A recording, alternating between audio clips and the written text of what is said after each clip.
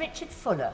Thank you very much indeed, Madam Deputy Speaker. And may I join my right honourable friend, the Prime Minister, in thanking His Majesty for his gracious speech.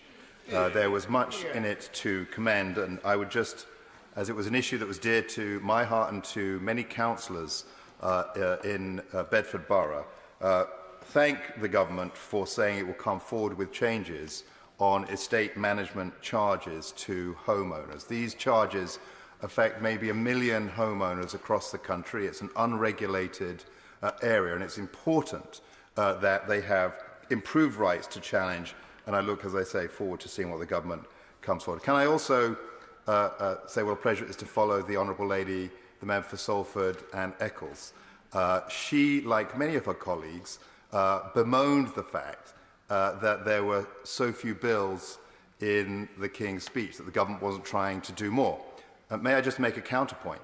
There are many people who think the government is already trying to do too much. They're fed up with their businesses and their lives being too regulated. They're fed up with their taxes being too high. They're fed up with being told what they can say and what they cannot say. They're fed up with being told when they can demonstrate and where they can't demonstrate. People want to be able to be free to live their own lives. And yes, government can play an important enabling role. But I would just say to her that I think it is the quality of the legislation that is proposed, which we all have a role in informing, rather than the quantity that is most important. Now, the topic today is about the NHS and an NHS that is fit for the future. When I became the Member of Parliament for North East Bedfordshire, it was clear that it was growth in population, growth in housing, that was driving many of the issues that affected my generally rural constituency, and that's why the issue of infrastructure first, trying to get the infrastructure in place before there was more housing, was important for the future, but whilst also recognising that the growth over the previous 2 decades had had a significant impact, most importantly, on primary care. And so I have visited, literally, Madam Deputy Speaker, every single GP practice in my constituency and spent an hour with them, with one exception still to come, and had the opportunity to find out very discrete issues about the importance, for example, in terms of how local residents feel about their GP service, about the choice of phone system. And I think the move to the cloud-based phone system by the NHS is a welcome move forward. How people feel about the skills mix, where we've got more non-GPs, and how, for some parts of the community, trying to make that transition from seeing their normal GP to another differently qualified member of staff can create problems as well in the long term being useful. And how the different methodologies for accessing primary care, so not just walking in and getting an appointment by phone, but accessing through email or through the net or through an app, has created extra pressures on our primary care doctors, but they're there to see it through to the end. They think it will have long-term benefits. So I'd like to thank all of my GPs across the constituency. There were a couple, if I'm honest, with particular difficulties, but I'm also pleased to say that progress in those 2 practices has been substantial since changes have been made.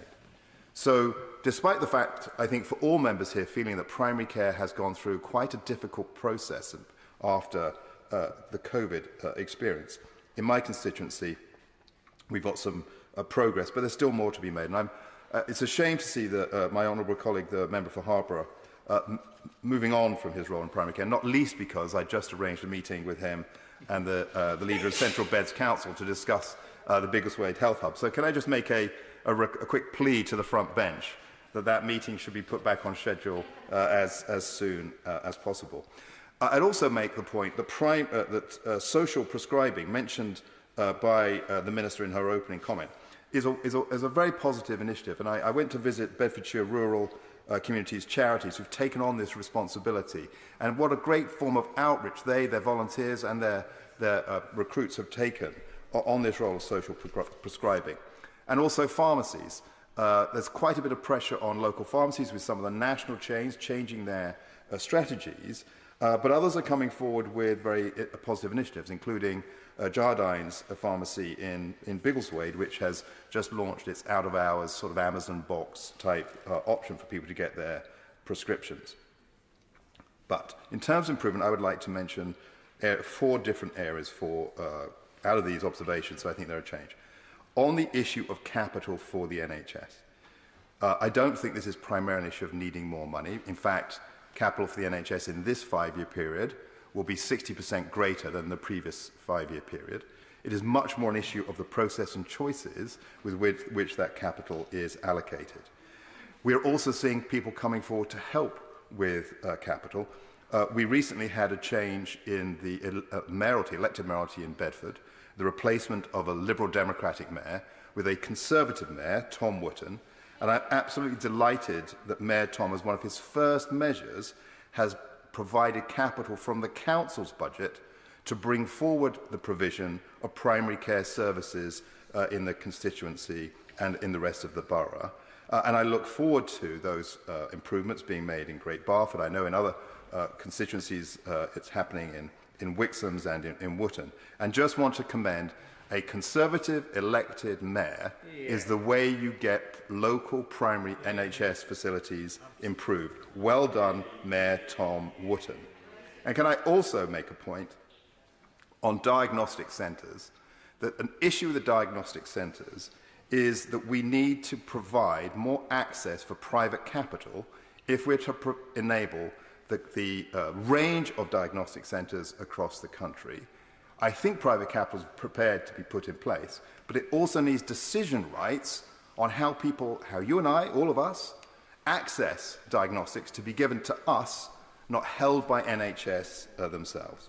On compensation, and because of limitations of time, I'll just mention briefly, how on earth do we end up with a GP pay system that means that those who choose their hours and don't take on the responsibility of being a partner end up getting paid more lucratively than those who are either full-time or those who are partner GPs? We need to reinforce the partner GP model, not turn it back.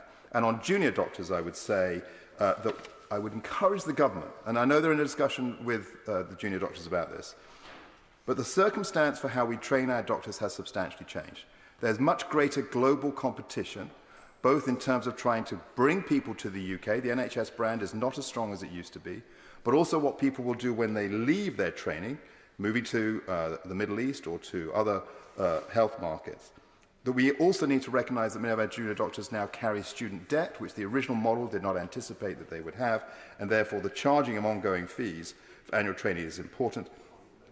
And also to recognise that when you're a junior doctor, you want to spend most of your time training and with patients. And so the government should look acutely at ways that they can reduce the admin burden.